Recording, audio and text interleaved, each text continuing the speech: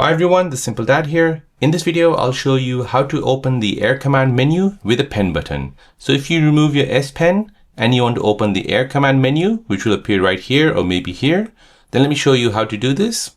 So you have a button on your Samsung S Pen. By enabling an option and by having the S Pen close to the screen and then pressing this button, your Air Command menu will open up like this.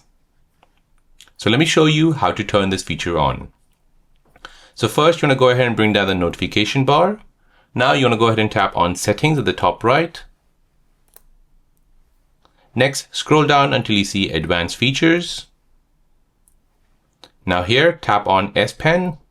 And now here, find Air Command, tap on this. Scroll down until you see Open Air Command with Pen button. So here, you need to go ahead and switch this feature on. And once you press home, and once you take your pen near the screen until you see a indicator on screen, go ahead and press the button.